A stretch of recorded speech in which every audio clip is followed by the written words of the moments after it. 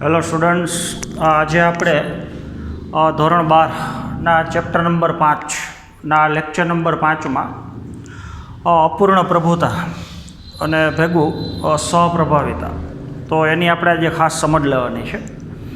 તો સૌથી પહેલાં તો મેન્ડલનો એક સંકરણનો પ્રયોગ, એના ઉપરથી આપણે આ બે મુદ્દા સમજવાના છે. તો મેન્ડલનો એક સંકરણનો પ્રયોગ એને આપણે ટૂંકમાં લખીએ છીએ. તો આપણને ખબર છે મેન્ડલે પિતૃ છોડ તરીકે એવા બે છોડ પસંદ કર્યા કે જે લક્ષણોમાં શુદ્ધ હતા. તો સમયુગ્મી અને ઊંચા છોડ, અને બીજો પિતૃ સમયુગ્મી અને નીચા છોડ. તો આપણને ખબર છે ઊંચા છોડ એક જ પ્રકારના જન્યુ બનાવે છે, એટલે કે બધા જન્યુની અંદર પ્રભાવી જનીન હાજર છે. નીચા છોડે એક જ પ્રકારના જન્યુ બનાવે છે, બધા જન્યુની અંદર પ્રચ્છન્ન જનીન હાજર છે. બે નર જન્યુ, બે માદા જન્યુ ફલન કરે તો આપણને ખબર છે F1 પેટીની બધી સંતતિ જે વિષમયુગ્મી છે,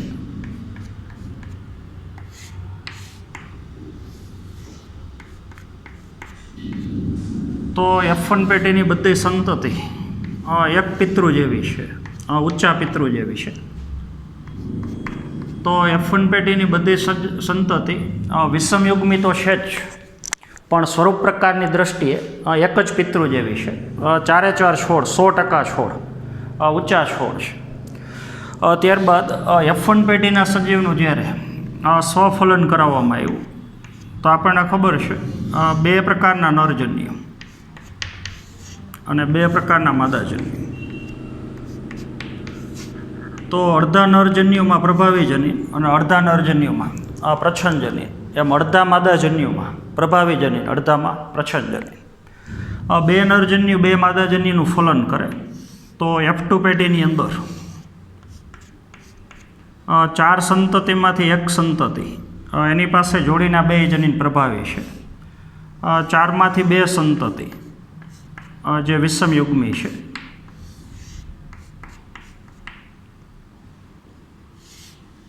અને ચારમાંથી એક સંતતિ બે પ્રચ્છન્ન જનીન ધરાવે છે. તો F2 પેટીનું જનીન પ્રકાર અને સ્વરૂપ પ્રકાર એ આપણને ખબર છે. જનીન પ્રકારની વાત કરીએ આપણે F2 પેટીમાં, તો જનીન પ્રકાર છે 1:2:1. એક સંતતિ પાસે બે જનીન પ્રભાવી, એક પાસે બે પ્રચ્છન્ન અને બે સંતતિ વિષમયુગ્મી છે. તો જનીન પ્રકાર થઈ ગયો 1:2:1. અને સ્વરૂપ પ્રકાર તો આપણને ખબર છે સ્વરૂપ પ્રકાર જે 3:1 છે. તો 75% સંતતિ, 3 છોડ ઊંચા છે ને 1 છોડ નીચા છે. આ એક સંકરણના પ્રયોગનું પરિણામ છે. તો આના ઉપરથી મેન્ડલે બે નિયમ આપ્યા. એક પ્રભુતાનો નિયમ આપણને ખબર છે, અને બીજો વિશ્લેષણનો નિયમ. તો અત્યારે પ્રભુતાનો નિયમ આપણને અહીંયા દેખાય છે કે જોડીના બે જનીન, મેન્ડલ એવું કહે છે કે જોડીના બે જનીન જો અસમાન હોય તો એમાંથી એક જનીન પ્રભાવી હોય ને એક પ્રચ્છન્ન હોય તો એકની જ અભિવ્યક્તિ થાય છે. તો એવું આપણને F1 પેટીમાં જોવા મળે છે. તો F1 પેટીના બધા છોડ 100% ઊંચા છે, અને જેમાં એક જ પિતૃના લક્ષણ પ્રદર્શિત થાય છે. પણ આ બધા પરિણામો મેન્ડલે કરેલા એક સંકરણના પરિણામો છે. પણ પ્રકૃતિની અંદર અન્ય વૈજ્ઞાનિકોએ જે પ્રયોગો કરેલા છે વટાણા સિવાયની વનસ્પતિમાં અને અન્ય લક્ષણમાં, તો એમાં ઘણી વખત સંપૂર્ણ પ્રભુતા ન પણ જોવા મળે, અધૂરી પ્રભુતા જોવા મળે, અને જેને આપણે અપૂર્ણ પ્રભુતા કહીએ છીએ. તો એનું આપણે એક ઉદાહરણ લઈએ. જો F1 પેટીના બધા સજીવ, બરાબર સાંભળવાનું છે, F1 પેટીના બધા સજીવ સ્વરૂપ પ્રકારની દ્રષ્ટિએ, લક્ષણની દ્રષ્ટિએ એક જ પિતૃને મળતા આવતા હોય, બીજા પિતૃના લક્ષણો F1 પેટીમાં પ્રદર્શિત થતા જ ન હોય, 100% સંતતિ પહેલાં પિતૃ જેવી જ હોય, તો સમજવાનું કે એક જનીન જે બીજા જનીન ઉપર સંપૂર્ણ પ્રભાવી છે, તો એને આપણે પ્રભુતાનો નિયમ કહીએ છીએ. તો મેન્ડલના એક સંકરણના પ્રયોગમાં આપણને સંપૂર્ણ પ્રભુતા જોવા મળે છે F1 પેઢીની અંદર. F1 પેઢીના છોડનું જ્યારે સ્વફલન કરાવવામાં આવે તો સર્જાતી F2 પેઢીની અંદર જનીન પ્રકાર છે 1:2:1 અને સ્વરૂપ પ્રકાર છે 3:1. એટલે કે જો F2 પેઢીની અંદર સ્વરૂપ પ્રકાર છે 3:1 હોય તો પણ કહી શકો કે આ ઘટનાની અંદર સંપૂર્ણ પ્રભુતા જોવા મળે છે. હવે આપણો મુદ્દો છે અપૂર્ણ પ્રભુતા. તો પર્યાવરણમાં એવા પણ ઉદાહરણો છે, દાખલા તરીકે સ્નેપડ્રેગન વનસ્પતિ છે, અથવા સ્નેપડ્રેગનનું બીજું નામ ડોગ ફ્લાવર શ્વાન પુષ્પે કહી શકો, અથવા એનું બીજું નામ એન્ટીરાઇનમ સ્પીસીસે કહી શકો. તો આપણે અપૂર્ણ પ્રભુતામાં બે વનસ્પતિના ઉદાહરણ લેવાના છે. એક ડોગ ફ્લાવર અને બીજું એક આવશે ગુલબાસ વનસ્પતિ મિરાબિલિસ જલાપા. તો બે વનસ્પતિની અંદર જે પુષ્પનો રંગ છે તો એ લક્ષણની અંદર આપણને પ્રભુતા જોવા મળતી નથી, પણ અપૂર્ણ પ્રભુતા જોવા મળે છે. તો મેન્ડલના પ્રયોગ કરતાં એની અંદર પરિણામો કઈ રીતથી અલગ છે એ આપણે થોડું જોઈએ. તો આપણને ખબર છે પિતૃ તરીકે જે છોડ લીધેલા છે એ હંમેશા શુદ્ધ ઉછેરવાળા હોય, એટલે કે એકેય છોડ વિષમયુગ્મી ન હોય, બે છોડ સમયુગ્મી હોય. તો ત્યાં હવે આપણે જોઈએ જેમ વટાણાના છોડમાં વધારે ઊંચાઈ માટેનું જનીન ઓછી ઊંચાઈ માટેના જનીન ઉપર પ્રભાવી છે, એમાં શ્વાન પુષ્પની અંદર અથવા બીજું ઉદાહરણ છે ગુલબાસ વનસ્પતિ, બેમાં એક જ સરખું છે. તો એ વનસ્પતિમાં પુષ્પનો લાલ રંગ ઉત્પન્ન કરવા માટેનું જનીન પુષ્પના સફેદ રંગ માટેના જનીન ઉપર પ્રભાવી છે. તો સફેદ પુષ્પ માટેનું જનીન પ્રચ્છન્ન છે અને લાલ પુષ્પ માટેનું જનીન પ્રભાવી છે. તો આપણે એની સંજ્ઞા નક્કી કરીએ. દાખલા તરીકે લાલ પુષ્પ માટેનું પ્રભાવી જનીન કેપિટલ R છે, તો સફેદ પુષ્પ માટેનું પ્રચ્છન્ન જનીન એ સ્મોલ r છે. તો પ્રયોગની અંદર લાલ પુષ્પવાળા પહેલાં પિતૃ, પહેલો પિતૃ એવો છે કે જે લાલ પુષ્પ ધારણ કરે છે, તો એનું જનીન બંધારણ જોડીના બે જનીન પ્રભાવી હશે. એનું પરફલન સફેદ પુષ્પવાળા સજીવ સાથે કરે એવું, તો એનું જનીન બંધારણ બે સ્મોલ r હશે. તો બે પિતૃ શુદ્ધ ઉછેરવાળા છે અને એને આપણે પિતૃ સજીવ તરીકે લીધેલા છે. તો હવે પહેલો સજીવ એક જ પ્રકારના જન્યુ બનાવશે, બધાય જન્યુની અંદર પ્રભાવી જનીન જ હાજર હોય. બીજો સજીવ એક જ પ્રકારના જન્યુ બનાવશે, બધાય જન્યુની અંદર પ્રચ્છન્ન જનીન જ હાજર હોય. હવે ફલનની ક્રિયા, પહેલો જન્યુ પહેલા માદા જન્યુનું ફલન કરે, તો કેપિટલ R સ્મોલ r, બીજામાં કેપિટલ R સ્મોલ r. તો આપણને ખબર છે 100% સંતતિ વિષમયુગ્મી જ હશે. તો આજે પરિણામ મળ્યું આપણને જનીન પ્રકાર F1 પેઢીના એ મેન્ડલના સંકરણ જેવા જ છે, પણ આ તફાવત છે. બેની સરખામણી કરવાની છે. આ ઊંચા છોડનું નીચા છોડ સાથે સંકરણ કરાવીએ તો F1 પેઢીની અંદર એક પિતૃના લક્ષણો પ્રદર્શિત થાય છે. તો 100% બધી સંતતિ ઊંચી છે, એટલે પહેલાં પિતૃ જેવી છે. આ બીજા પિતૃનું લક્ષણ એ પ્રદર્શિત જ ન થયું. હવે શ્વાન પુષ્પની અંદર જે પ્રયોગ કર્યો છે એમાં F1 પેઢીની અંદર બધી સંતતિ વિષમયુગ્મી છે, પણ અહીંયા પુષ્પનો રંગ ગુલાબી પુષ્પ છે. તો F1 પેઢીની સંતતિ બેમાંથી એકેય પિતૃને મળતી આવતી નથી. અહીંયા F1 પેઢીની બધી સંતતિ પહેલા પિતૃ જેવી છે. એટલે જો F1 પેઢીની બધી સંતતિ એક પિતૃ જેવી હોય તો એમાંનું એક જનીન બીજા જનીન ઉપર કેપિટલ T જનીન સ્મોલ t જનીન ઉપર સંપૂર્ણ પ્રભાવી છે. તો ત્યાં આપણને પ્રભુતા જોવા મળે છે. અહીંયા ત્રીજા પ્રકારનો નવો રંગ ઉત્પન્ન થયો.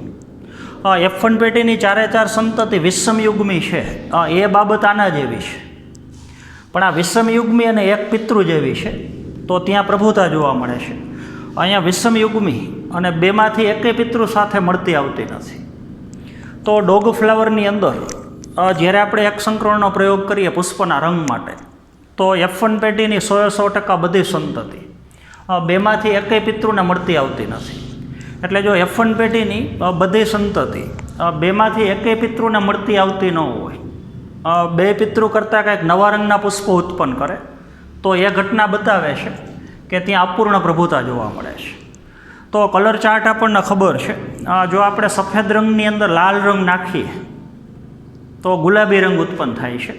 તો અહીંયા લાલ રંગ માટેનું જનીન કેપિટલ આર છે ને સફેદ રંગ માટેનું જનીન સ્મોલ આર છે. તો બે જનીનની કંઈક મિશ્ર અસર થઈ હોય એ પ્રકારની અસર છે. તો કેપિટલ આર જનીન એ સ્મોલ આર જનીન ઉપર પૂરેપૂરું પ્રભાવી નથી. જો કેપિટલ આર જનીન સ્મોલ આર જનીન ઉપર પૂરેપૂરું પ્રભાવી હોત તો પુષ્પનો રંગ ચારે ચાર સંતતિમાં જો પુષ્પનો રંગ લાલ હોત તો આપણને પરિણામ મેન્ડલના પ્રયોગ જેવું મળે.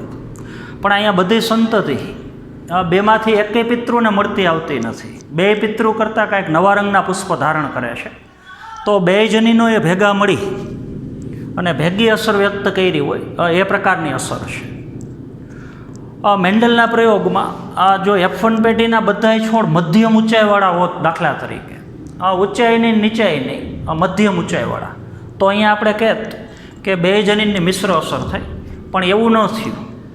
બધી સંતતિ એક પિતૃ જેવી છે, તો એ બતાવે છે કે એક જનીન બીજા જનીન ઉપર સંપૂર્ણ પ્રભાવી છે. અને અહીંયા લાલ પુષ્પ માટેનું કેપિટલ આર જનીન એ સફેદ પુષ્પ માટેના સ્મોલ આર જનીન ઉપર પૂરેપૂરું પ્રભાવી નથી. અને પૂરેપૂરું પ્રભાવી નથી તો બે જનીનોએ પોતાની મિશ્ર અસર દર્શાવી અને કાંઈક નવો રંગ ગુલાબી રંગના પુષ્પ આપે છે. તો F1 પેઢીના સજીવનું સ્વરૂપ પ્રકાર, જે મેન્ડલના પ્રયોગની અંદર F1 પેઢીના સજીવનું સ્વરૂપ પ્રકાર છે એના કરતાં ભિન્ન છે. તો એ ઘટનાને તમે કહી શકો અપૂર્ણ પ્રભુતા.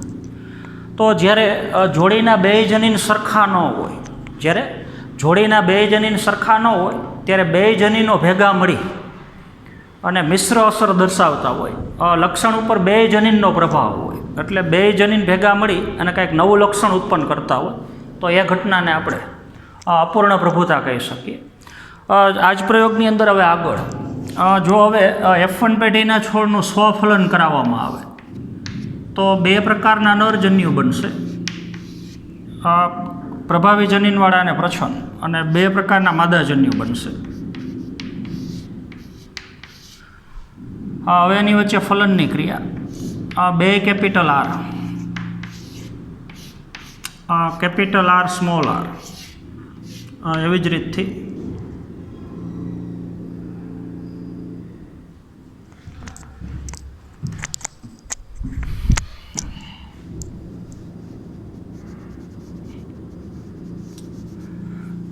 પહેલો નરજન્યુ પહેલા માદાજન્યુનું ફલન કરે તો પહેલી સંતતિ સંયુગ્મી અને પ્રભાવી. પહેલો નરજન્યુ બીજા માદાજન્યુનું ફલન કરે તો વિષમયુગ્મી.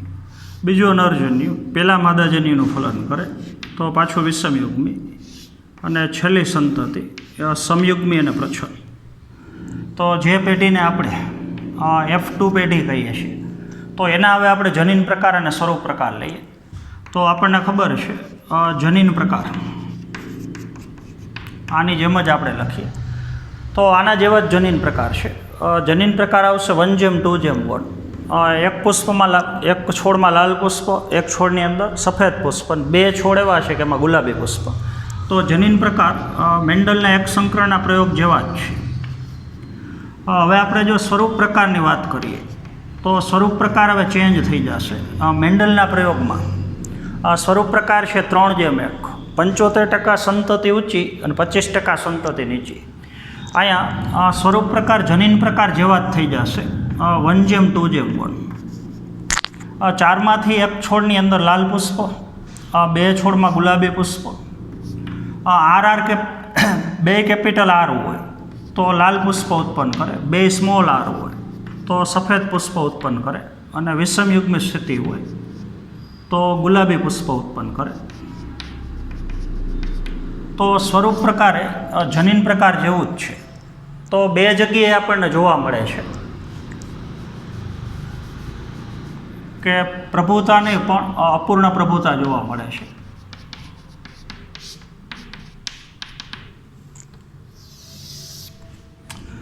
તો ખાસ અગત્યની વસ્તુ છે F1 પેઢી ને F2 પેઢીનું જે પરિણામ મળ્યું એ મેન્ડલના એક સંકરણના પ્રયોગ કરતાં અલગ છે. F1 પેઢીની બધી સંતતિ એક પિતૃ જેવી હોય અને F2 પેઢીમાં સ્વરૂપ પ્રકાર 3:1 હોય તો પ્રભુતા જોવા મળે છે. F1 પેઢીની બધી સંતતિ બેમાંથી એકેય પિતૃ જેવી ન હોય, બે પિતૃ કરતાં ભિન્ન હોય. અને F2 પેઢીનું સ્વરૂપ પ્રકાર 3:1 ન હોય પણ 1:2:1 હોય તો સમજવાનું ઘટના અપૂર્ણ પ્રભુતા છે. તો એક જનીન બીજા જનીન ઉપર સંપૂર્ણ પ્રભાવી નથી, પણ બે જનીનો ભેગા મળી અને પોતાની મિશ્ર અસર કરે છે. તો આ ઘટનાને આપણે અપૂર્ણ પ્રભુતા કહીએ છીએ. તો આવી અપૂર્ણ પ્રભુતાની ઘટના માટે તમારે 3 ઉદાહરણ યાદ રાખવાના છે. એક શ્વાન પુષ્પ વનસ્પતિ જેનું આપણે ઉદાહરણ લખેલું છે. એવી જ રીતથી તમારે ગુલબાસ વનસ્પતિમાં બેઠે બેઠું આ જ રીતથી જોવા મળશે. અને પ્રાણીની આપણે વાત કરીએ તો મરઘાની અંદર પણ ઘણા મરઘામાં એવું જોવા મળે છે. દાખલા તરીકે આપણે એક કાળા રંગના પીછા ધરાવતું મરઘું અને એક સફેદ રંગના પીછા ધરાવતું મરઘું એને પિતૃ તરીકે લઈ અને એની વચ્ચે જો પરફલન પ્રેરીએ તો F1 પેઢીની અંદર 100% બધાય મરઘાની અંદર પીછાનો રંગ ભૂરો જોવા મળે છે. અમુક મરઘાની સ્પીસીસમાં એવું છે. તો F1 પેઢીના બધાય મરઘામાં ભૂરા રંગના પીછા જોવા મળે છે. તો ભૂરા રંગના પીછા આ બેમાંથી એકેય પિતૃનું લક્ષણ નથી. તો બે પિતૃના જનીનની મિશ્ર અસરથી એવું દેખાય છે. તો એ ઘટનાને આપણે અપૂર્ણ પ્રભુતા કહીએ છીએ. તો હવે અપૂર્ણ પ્રભુતા ઉપરથી જ ત્રીજો આપણો મુદ્દો છે સ્વપ્રભાવિતા. તો આ જે ઘટના છે એ અપૂર્ણ પ્રભુતા છે.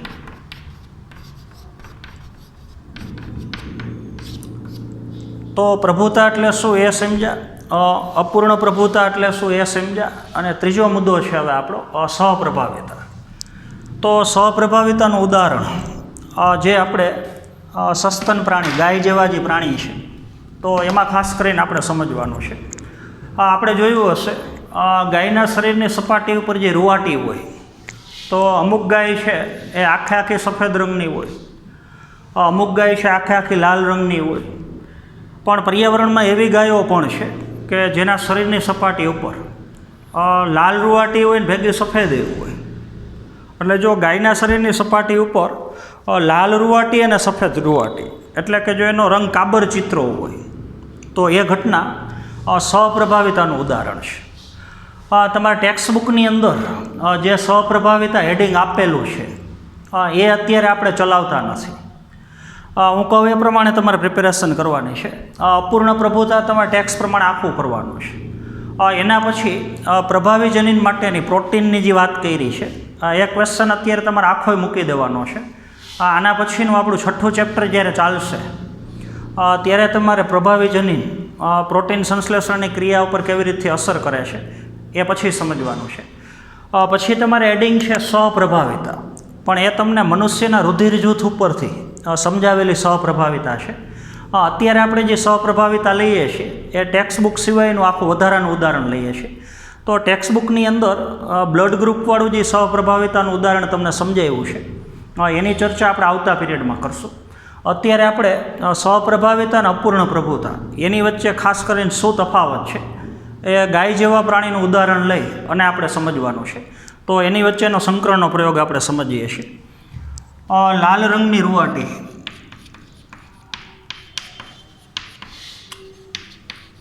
ધારણ કરતી ગાય, તો એક પિતૃ એ લેવાનો છે. તો એનું જનીન બંધારણ કેપિટલ R છે. તો લાલ રંગની રૂવાટી ઉત્પન્ન કરવા માટેનું જનીન સફેદ રંગની રૂવાટી ઉત્પન્ન કરતા જનીન ઉપર પ્રભાવી છે. તો આની સંજ્ઞા આપણે કેપિટલમાં લઈએ છીએ. એનું સંકરણ સફેદ રંગની રૂવાટી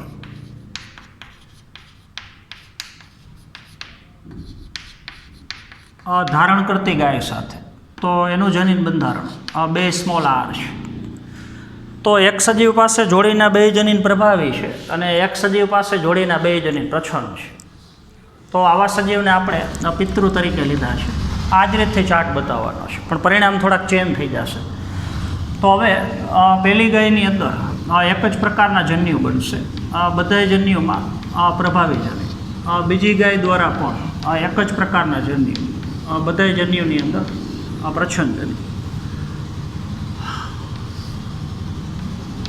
capital R small R, capital R small R, capital R small R.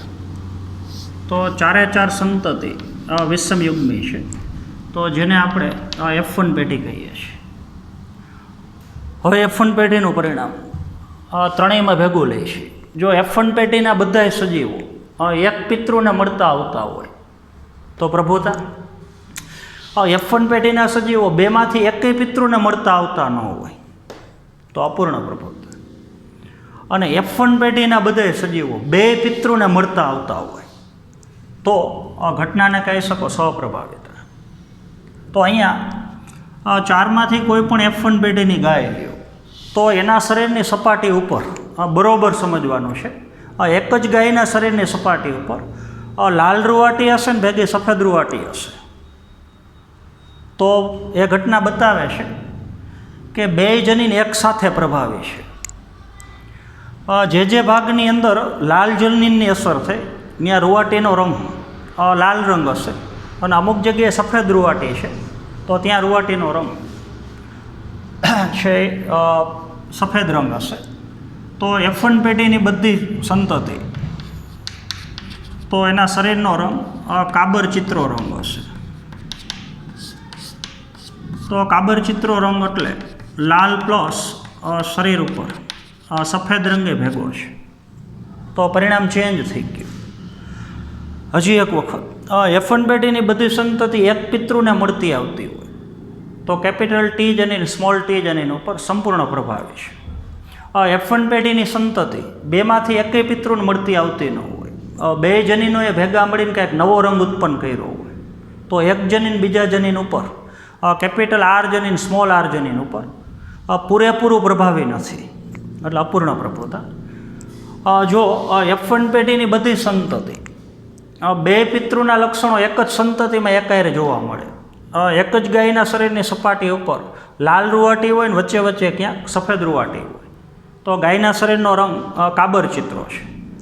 તો કેપિટલ આર અને સ્મોલ આર લાલ રૂવાટી કેપિટલ આરે ઉત્પન્ન કરી અને એ જ ગાયના શરીરની સપાટી ઉપર સફેદ રૂવાટી સ્મોલ આરે ઉત્પન્ન કરી તો બે જનીન એક સાથે પ્રભાવી છે તો ઘટના થઈ ગઈ તમારે સ્વપ્રભાવિતા. ત્યારબાદ એમાં સ્વફલન F1 પેઢીના સજીવમાં તો આપણને ખબર છે બે પ્રકારના નરજન્યુ કેપિટલ આર સ્મોલ આર અને બે પ્રકારના માદાજન્યુ કેપિટલ આર સ્મોલ આર. પેલો નરજન્યુ પહેલાં માદાજન્યનું ફલન કરે તો બે કેપિટલ આર, પેલો બીજા માદાજન્યનું ફલન કરે તો વિષમયુગ્મી. બીજો નરજન્યુ પહેલાં માદાજન્યનું ફલન કરે તો પાછું વિષમયુગ્મી અને છેલ્લે બે સ્મોલ આર. તો આ પેઢી થઈ ગઈ F2 પેઢી. તો હવે પરિણામ જનીન પ્રકારની આપણે વાત કરીએ તો આગળના પ્રયોગની જેમ જ થશે 1:2:1. તો આપણને ખબર છે એક સંતતિ કે જેના શરીર ઉપર લાલ રૂવાટી છે, બે સંતતિ જેના શરીર ઉપર કાબર ચિત્રી રૂવાટી છે અને એક સંતતિ જેના શરીરની સપાટી ઉપર સફેદ રૂવાટી છે. તો એક ગાયનું જનીન બંધારણ બે કેપિટલ આર વાળું છે, એક ગાયનું જનીન બંધારણ બે સ્મોલ આર વાળું છે અને બે ગાયનું જનીન બંધારણ વિષમયુગ્મી છે. તો જનીન પ્રકાર મળ્યો 1:2:1. ત્યારબાદ આપણે એના સ્વરૂપ પ્રકારની વાત કરીએ. હવે તો સ્વરૂપ પ્રકાર પણ આપણને આ જ રીતથી મળશે 1:2:1. ચારમાંથી એક ગાયના શરીરની સપાટી ઉપર લાલ રૂવાટી છે, બે ગાયના શરીરની સપાટી ઉપર કાબર ચિત્રી રૂવાટી છે અને એક ગાયના શરીરની સપાટી ઉપર સફેદ રંગની રૂવાટી છે. તો બે પ્રયોગમાં જનીન પ્રકાર અને સ્વરૂપ પ્રકાર F2 પેઢીમાં એક જ સરખા છે છતાંય ઘટના અલગ અલગ છે.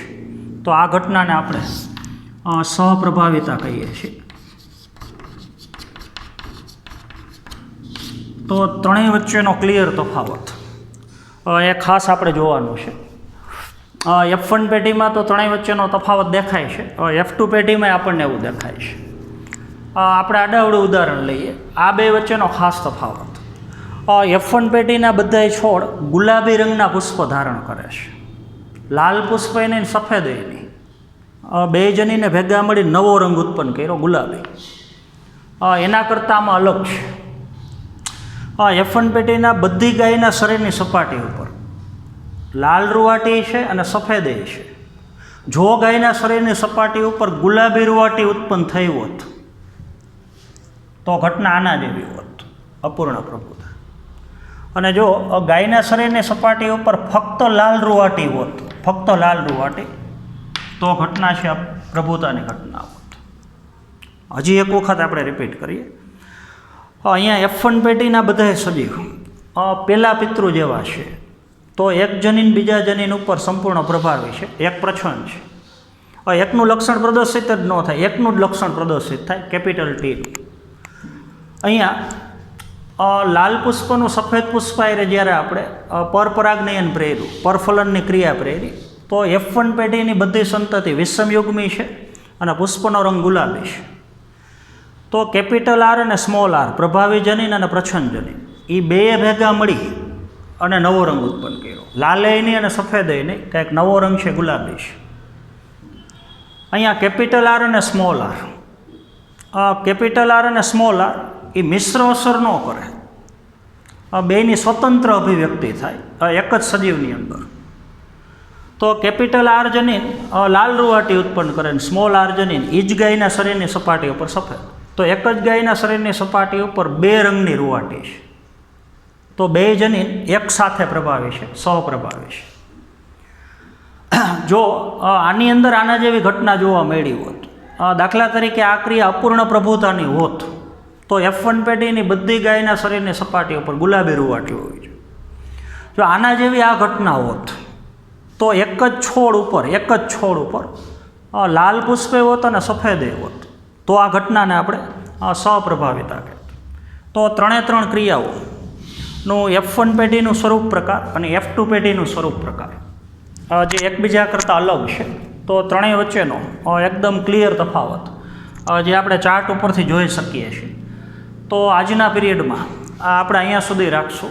આવતા પીરિયડમાં હવે આપણે સહપ્રભાવિતા જ આગળ સમજવાની છે, પણ બ્લડ ગ્રુપનું જે ઉદાહરણ તમને આપ્યું છે, મનુષ્યનું રુધિર જૂથ, એના ઉપરથી આખી સહપ્રભાવિતા આપણે સમજવાની છે. અત્યારે તમને જે સહપ્રભાવિતા સમજાવી છે એ સસ્તન પ્રાણીના, ગાય જેવા પ્રાણી, એના શરીરની સપાટી ઉપર જે રૂવાટી છે, શરીરનો રંગ છે, એના ઉપરથી આપણે ઘટના તમને સમજાવી છે. તો આજના પીરિયડમાં આપણે અહીંયા સુધી રાખશું. Thank you.